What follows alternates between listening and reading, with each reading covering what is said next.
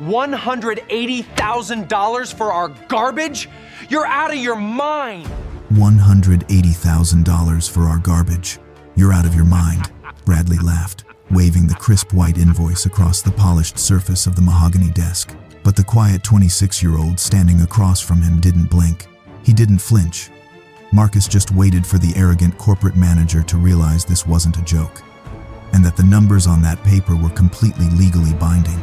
To understand how a kid from the poorest street on Old Highway 70 brought a multi-million-dollar timber company to its knees, using absolutely nothing but their own discarded trash, you have to go back exactly 16 years. When a man dies, he usually leaves behind a house, some memories, maybe a little life insurance for his family to rebuild. When Marcus Hayes' father died, he left behind a mountain of medical debt and a 10-year-old boy who had to grow up entirely too fast. His mother, Sarah, was 32, but the stress made her look much older. She took the graveyard shifts at the local 24-hour diner, scrubbing grease traps and pouring bitter coffee until her hands cracked, just to keep the bank from putting a foreclosure notice on their tiny 2-bedroom house on Old Highway 70. And while she worked those grueling night shifts, Marcus was left alone. Most kids his age were playing football in the street, trading baseball cards, or watching Saturday morning cartoons. Marcus was sitting on the back porch of their property, staring through the rusted chain-link fence. Right on the other side of that sagging wire was Cascade Timber. It was the biggest employer in town, and apparently the absolute worst polluter in the county. For months they had been dumping their industrial scrap wood right against the Hayes property line. It was a massive, towering mountain of offcuts, split boards, and rejected timber. The pile was growing so large it was literally starting to crush the fence under its sheer weight. After every summer rain, the wet pile smelled of damp mold, rotting bark, and industrial chemicals. It was an eyesore. It was a hazard. Now, most people in that situation would have called the city to complain. Some might have just ignored it, shutting their blinds and pretending it wasn't there. But Marcus didn't do either of those things. He grabbed an old plastic milk crate, stood on it, gripped the top of the fence, and pulled his small frame over the rusted wire. He dropped down into the mud on the other side.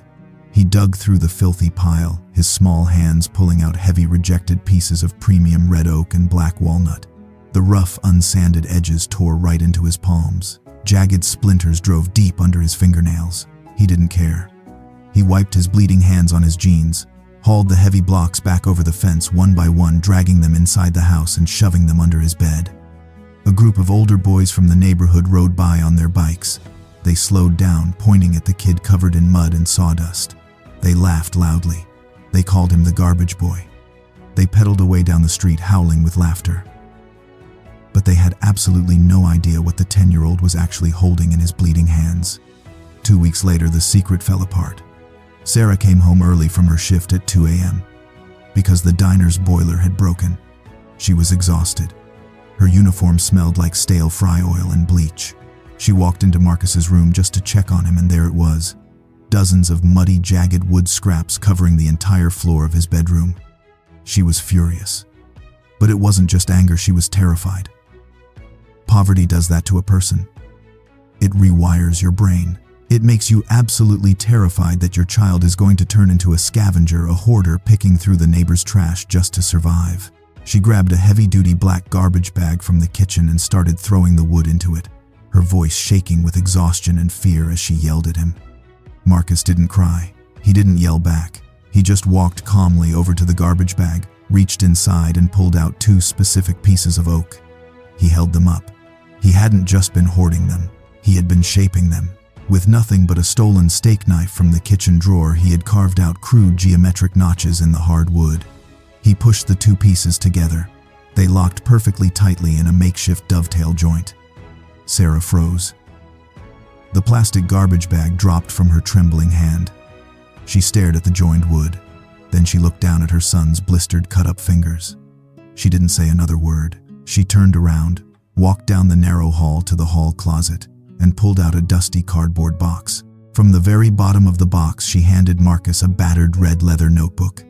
It had belonged to his great-grandfather, a master carpenter from Louisiana. This wasn't a picture book. It was a technical manual. It was filled with complex geometry, fractional mathematics, and architectural millwork diagrams. For a 10-year-old, it was exactly like reading a foreign language. He had to sit there at his desk squinting at the faded pencil marks, forcing his brain to understand advanced math he hadn't even learned in school yet.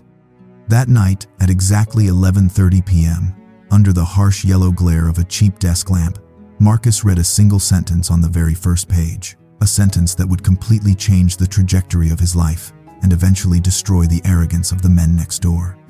The faded cursive handwriting read, "Waste is just a failure of imagination." Marcus stared at those words until they burned into his memory.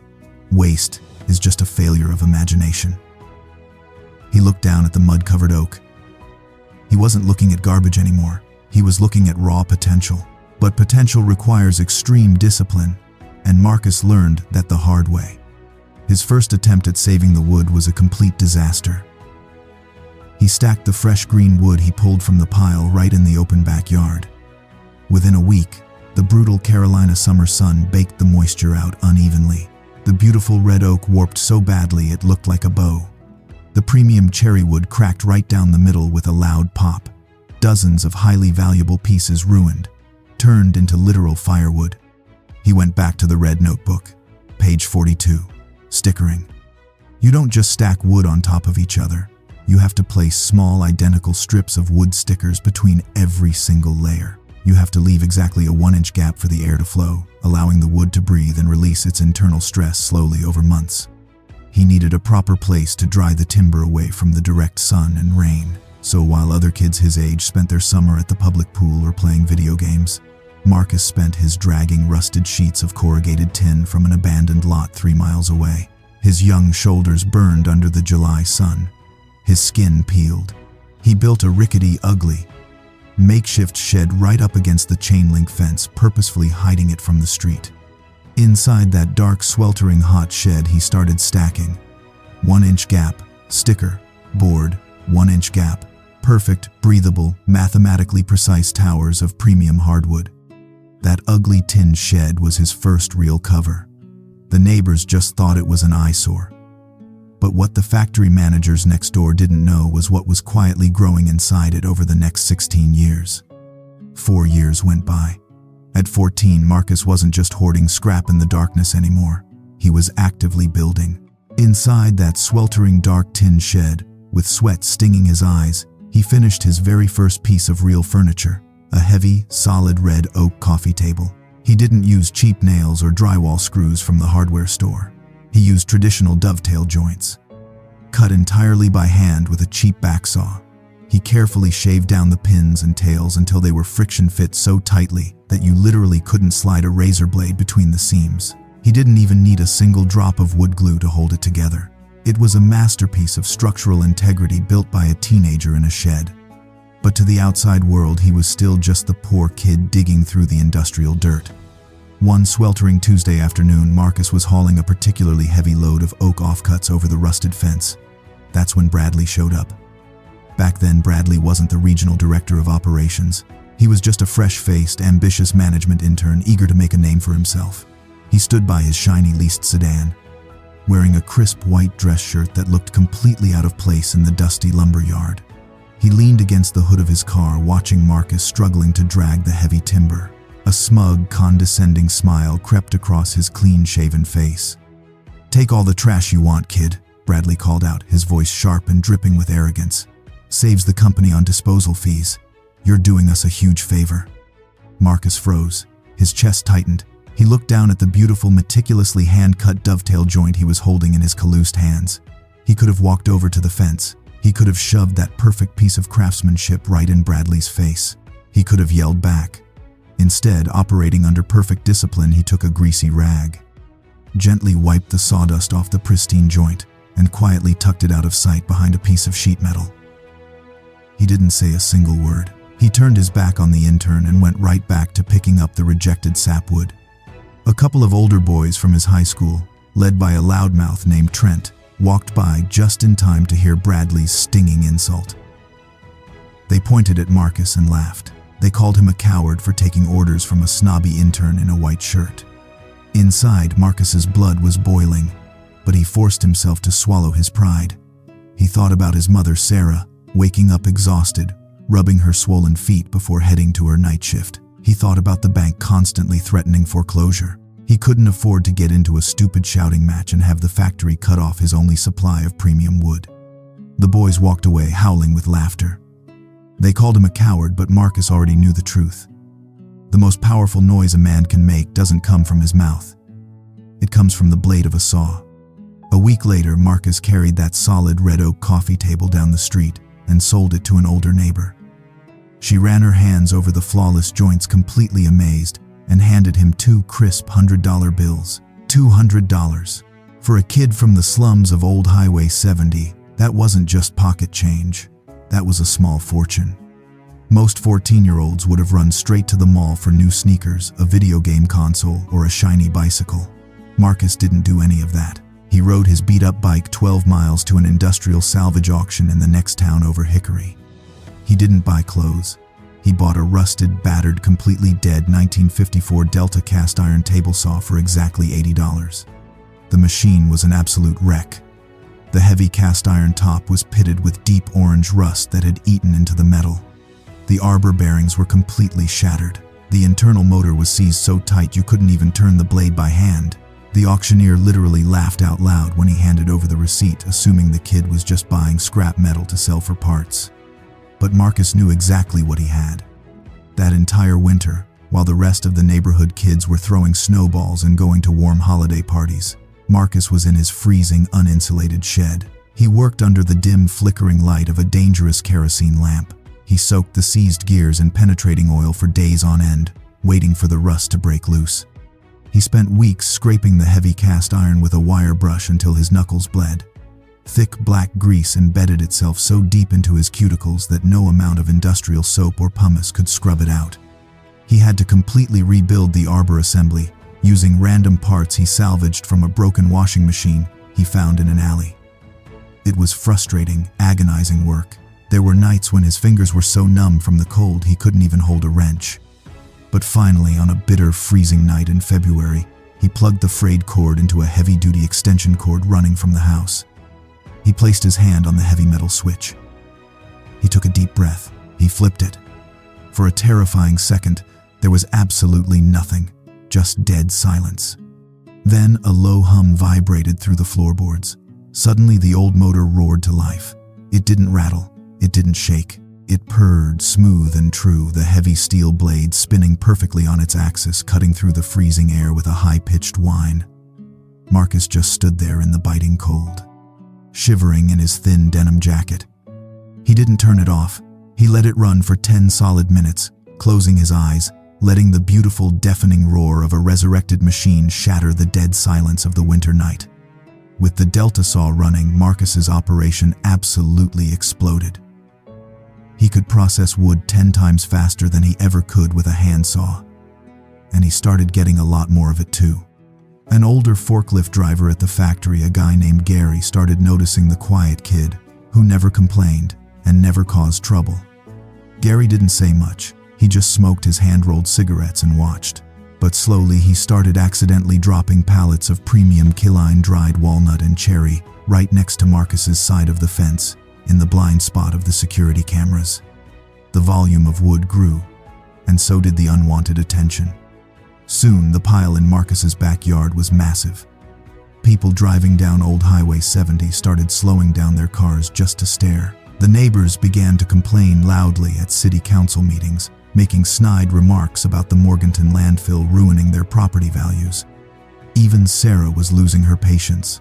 She came home one morning, absolutely exhausted after a double shift, and yelled at him to clean it up before the city slapped them with a code violation fine they couldn't afford. She was deeply embarrassed.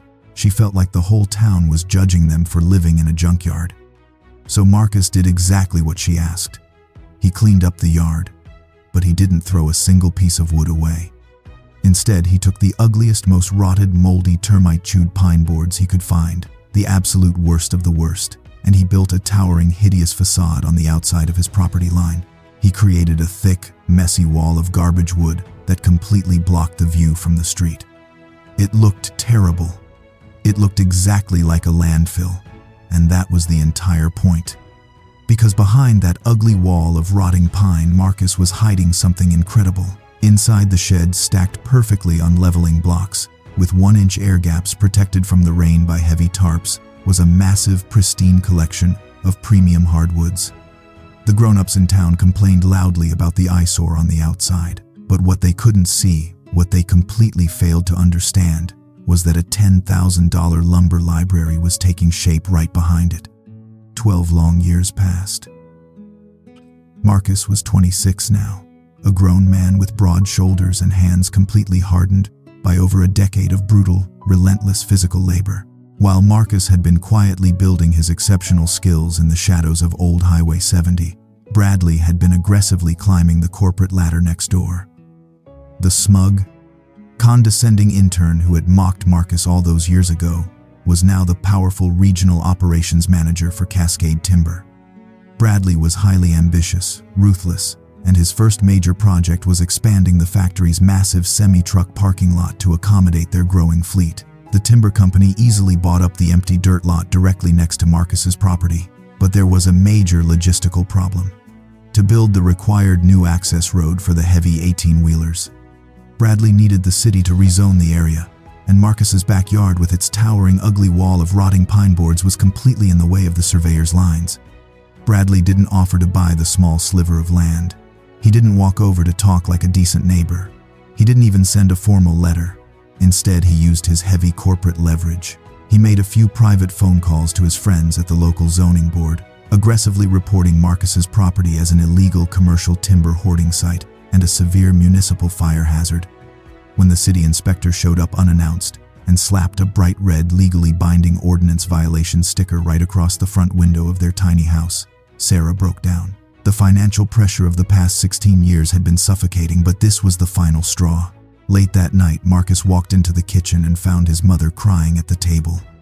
She was frantically looking up predatory payday loan rates on her old laptop, just trying to figure out how to hire enough commercial dump trucks to clear the yard before the city took their home. Marcus gently closed her laptop screen. He put his hand on her shaking shoulder. He told her he would handle it. He had spent years reading the municipal code, studying the exact same complex legal texts he used to calculate his woodworking physics. He knew they had exactly 30 days to resolve the violation before the city sent in their own bulldozers and aggressively billed them for the forced demolition. The neighbors who used to wave from their porches now looked the other way. The tension on old Highway 70 was thick enough to cut with a knife.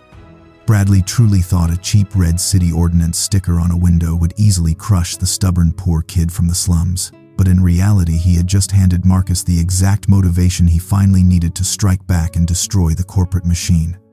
The very next afternoon, Bradley decided he wanted to rub salt deep in the wound. He drove his shiny new company truck right up to Marcus's property line, rolling down the tinted window. With a smug, arrogant grin that stretched ear to ear, he tossed a crumpled copy of the official $500 city cleanup citation right over the rusted fence. It fluttered down, landing perfectly in a pile of damp, dirty sawdust. 16 years ago, he had told a 10-year-old boy to take the trash to save the company money. Now he was weaponizing that very same trash to steal his family's home. A $500 fine was more than Sarah made in an entire grueling week at the diner. It was specifically designed to completely bankrupt them. Marcus didn't yell. He didn't pick up a rock to throw at the truck. Operating under absolute terrifying discipline, he wiped his grease-stained hands on his heavy canvas apron, walked slowly over to the fence line, and calmly picked up the crumpled paper. He didn't even look at Bradley. He just turned around, walked straight back into his sweltering shed, and pulled out his great-grandfather's battered red leather notebook. It wasn't just filled with simple joinery sketches anymore. The yellowed pages were absolutely packed to the margins, with 16 years of meticulous accounting, inventory logs, and complex board-foot calculations. Marcus stared down at the ridiculous $500 citation, and the words from the very first page echoed loudly in his mind. Waste is just a failure of imagination. He wasn't going to throw the wood away. He was going to use every single inch of it. Marcus bet everything he had ever built. He locked himself in the shed. For the next 3 weeks, he worked a brutal 18 hours a day. He forgot to eat. He barely slept more than 2 hours a night. He didn't just casually cut wood. He orchestrated a massive industrial-scale fabrication assembly line entirely by himself. He started by milling down the rough, warped outer edges of the premium black walnut, exposing the dark, rich heartwood hiding beneath the ugly gray exterior. He set the heavy cast iron fence on his delta saw to a perfect 90-degree angle, pushing the heavy slabs through the screaming blade with absolute precision. Sawdust filled the sweltering shed, coating his face, his hair, and his lungs. He ran a heavy-duty router along the edges of the red oak, carving out smooth, continuous waterfall edges that you would normally only see in a high-end European design house. The sheer physical toll on his body was agonizing. His back spasmed from lifting 100-pound slabs of solid wood. His hands were covered in fresh blisters that popped and bled right into the canvas of his apron, but he refused to stop. The ticking clock of the 30-day city deadline echoed in his mind with every single pass of the roaring saw blade. For 20 straight days, the deafening noise of heavy machinery echoed relentlessly behind the ugly wooden wall. The sawdust flew into the air like thick snow, and the arrogant manager sitting in his comfortable air-conditioned office next door had absolutely no idea what kind of storm was about to hit him. On the night before the 30-day deadline, the screaming cast iron saw finally fell silent. The air in the shed was thick with the rich, intoxicating scent of freshly cut Killine-dried walnut and premium Danish oil. Marcus stood in the dead center of his property, his muscles aching, his clothes completely soaked in sweat, his hands blistered and raw. He picked up a heavy steel crowbar. He walked over to the hideous, towering wall of rotting pine boards that had completely hidden his secret for 16 years. With a massive heave, he jammed the crowbar into the rotted joints and systematically tore the facade down. As the garbage wall crashed to the dirt, kicking up a massive cloud of dust, the moonlight revealed an absolute masterpiece. Sitting perfectly aligned in the open-air workshop were 20 sets of ultra-premium modular executive office desks and architectural wall partitions. They were breathtaking. They belonged in a Manhattan high-rise. Every single piece was meticulously handcrafted, with flawless dovetail joints, smooth continuous waterfall edges, and a rich, deep, hand-rubbed finish that practically glowed in the dark. It was easily tens of thousands of dollars worth of high-end corporate furniture, built entirely from the trash Cascade Timber had thrown away because they lacked the imagination to use it.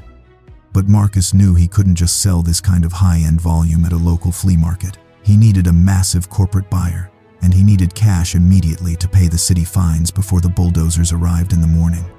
He skipped the local retail market entirely. Using a slow, outdated computer at the local public library, he completely bypassed Bradley and the regional office. He went straight to the top. He contacted Cascade Timber's corporate headquarters directly in Chicago. He had read in a trade magazine that the executives were currently renovating their regional corporate offices, and he sent an email to the procurement director.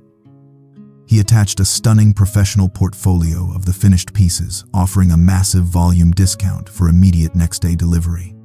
Late that night, sitting in the dark kitchen, his calloused, scarred hands shook slightly as he hit send on the official invoice. For the first time in his life, the 26-year-old was stepping out of the shadows of Old Highway 70 and entering the brutal high-stakes arena of corporate economics.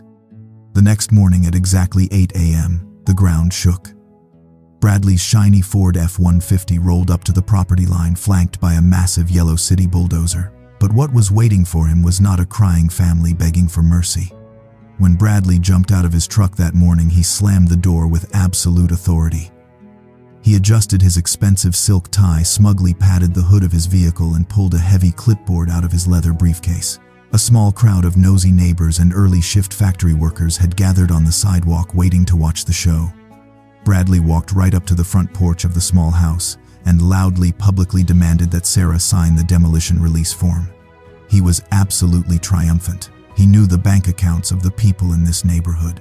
He knew there was zero chance they had magically found the thousands of dollars needed to clear that massive pile of wood in just 30 days. The front door creaked open, but Sarah didn't step out. Marcus did. The 26-year-old didn't look panicked. He wasn't holding a shovel or a broom.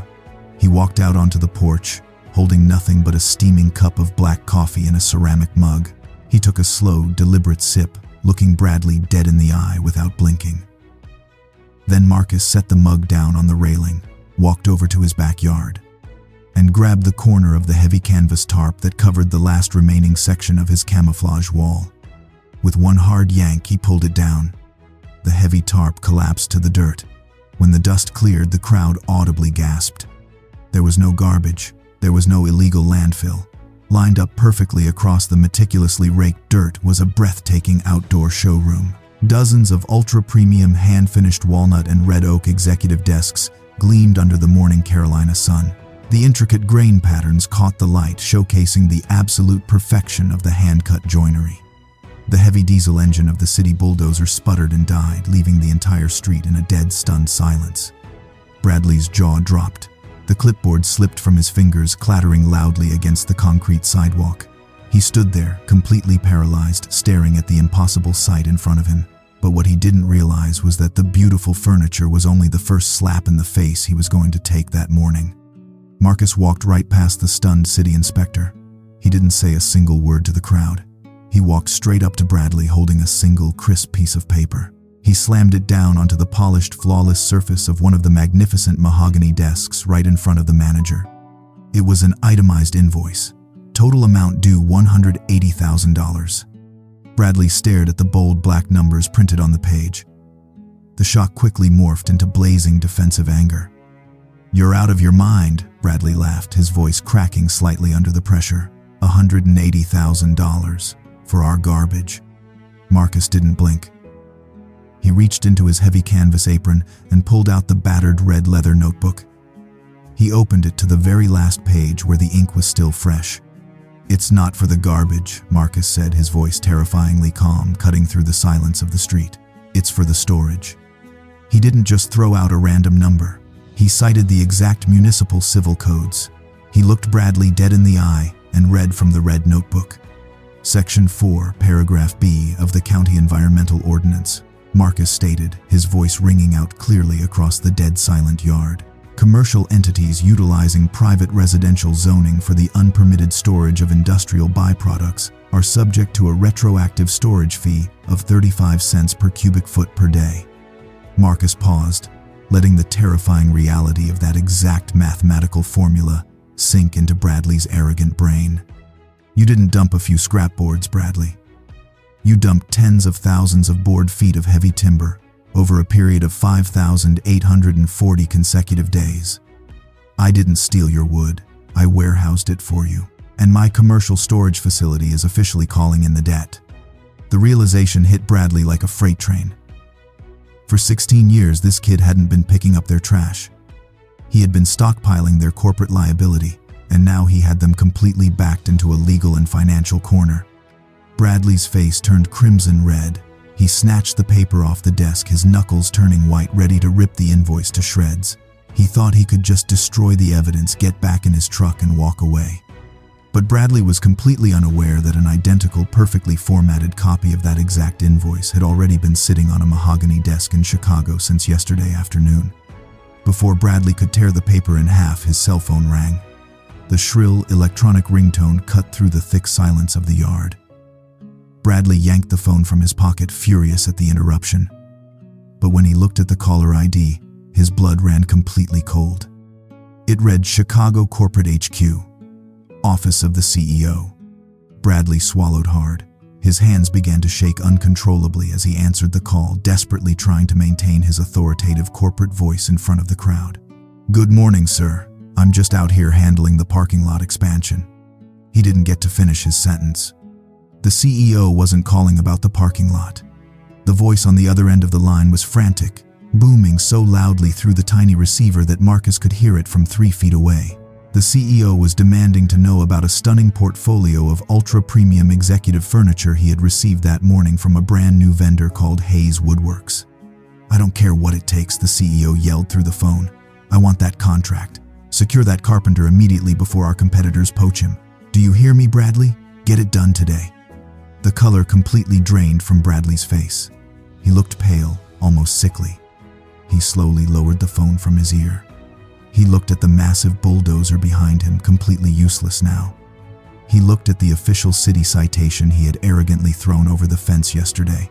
And finally, he turned to look at the quiet 26-year-old standing next to the masterpiece desk. The phone call had lasted barely 60 seconds. But when it was over, Bradley's entire fake kingdom of corporate power had shattered into a million pieces. The arrogant manager stood shivering in the morning sun, completely humiliated, finally forced to bow his head to the very same kid he used to call the garbage boy. By noon that exact same day, Bradley was formally suspended pending a full, aggressive corporate investigation. Security escorted him out of his own office. But the panicked executives in Chicago didn't just fire their arrogant regional manager. 24 hours later, the senior vice president of operations for Cascade Timber flew down from Illinois on a private twin-engine corporate jet. He didn't go to the factory headquarters. He didn't check into a luxury hotel. He ordered his driver to take him straight to Old Highway 70. The vice president stepped out of a black SUV, walking in his $3,000 tailored Italian suit, right through the muddy dirt, stepping over sawdust and wood chips to meet Marcus inside his cramped, sweltering shed. The executives had seen the furniture portfolio, and they had realized something absolutely terrifying about their own business model. Cascade Timber didn't just want to buy the 20 executive desks. They desperately needed to buy back the raw lumber. Over the past 16 years, the commercial timber industry had severely depleted its natural supply of old-growth red oak and black walnut. Deforestation and aggressive logging had made those specific woods incredibly difficult to source. The premium naturally aged. Slowly, killine-dried wood that Marcus had meticulously hoarded, stickered, and protected under his heavy canvas tarps was now incredibly rare. It was worth an absolute fortune on the open commodities market, and Cascade Timber desperately needed it to fulfill their own high-end corporate contracts that they had already signed. Suddenly, the 26-year-old kid from the slums held all the leverage, every single drop of it. Marcus didn't blink. Sitting across from the senior vice president on a makeshift stool, he laid out his terms with cold, calculating precision. He wasn't going to sell them the raw wood.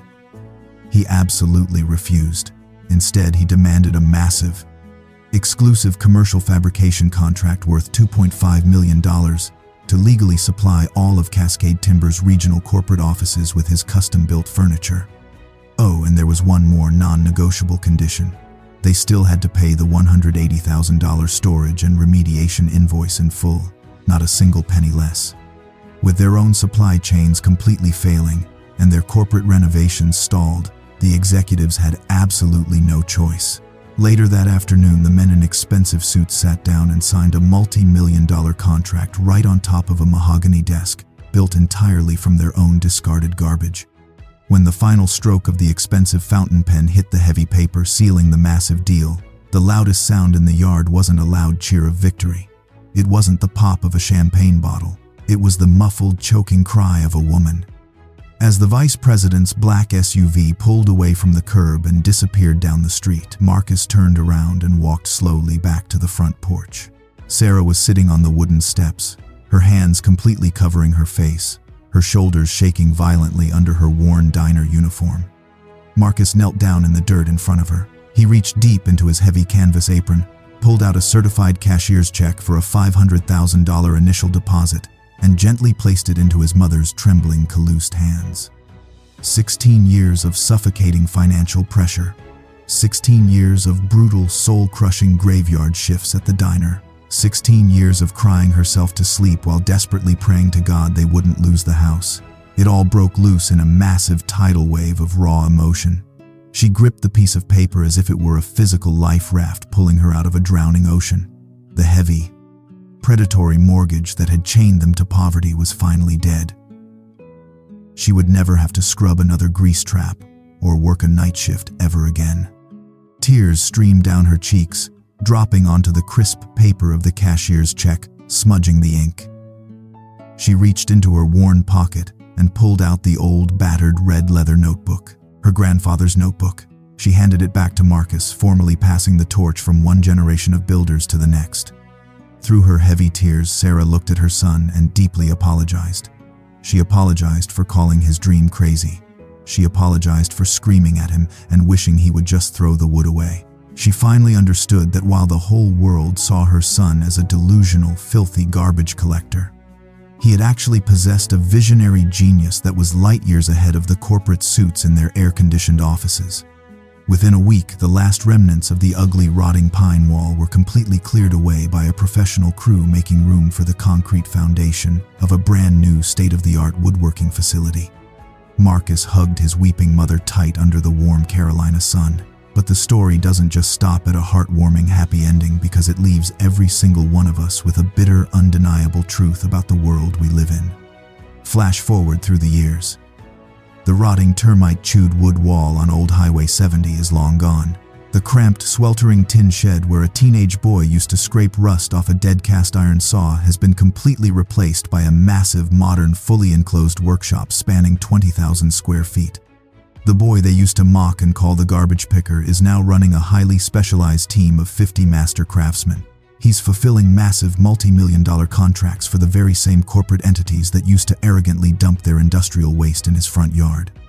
And walking the pristine floor of that new state-of-the-art facility is Marcus. He's a grown man now, but he's still wearing that same heavy canvas apron. He's still inspecting every single dovetail joint with the exact unforgiving precision of a surgeon. Though names, locations, and corporate identities have been altered in this story to protect the privacy of those involved, the staggering legacy he built from the dirt up is entirely real. His story forces every single one of us to look directly in the mirror. We live in a world that is deeply obsessed with shiny new things, instant gratification, and quick quarterly profits. We constantly let arrogant managers, cold corporate spreadsheets, and the opinions of loudmouths dictate the actual value of our time and our resources. We are conditioned to look at the discarded, the broken, and the ugly, and walk right past it. But as Marcus proved over 16 grueling, silent, agonizing years of hard labor in the dark, waste is just a failure of imagination. You might be in a season of your life right now where the people around you look at you like you're completely crazy. You might be working quietly in the shadows of an empty garage or a cramped apartment, quietly stockpiling your unique skills, your specialized knowledge, or your limited resources while the rest of the world calls you a fool. They might look at your life, look at the late nights you're putting in, and see nothing but garbage. They might tell you that your Delta saw is never going to run. They might tell you to just take the easy way out and conform. But only you know the exact blueprint of the castle you are building in the dark. What about you? Have you ever held a brilliant diamond in your calloused hands, while everyone else in the room confidently, arrogantly told you it was just a dirty rock? Have you ever had to fiercely protect a massive dream from the very people you loved because they couldn't see the vision yet? Leave a comment down below right now and share your story. We read every single one of them, and if you truly believe that quiet patience, calculated intellect, and extreme discipline will always defeat corporate arrogance, hit that subscribe button. We'll see you in the next one.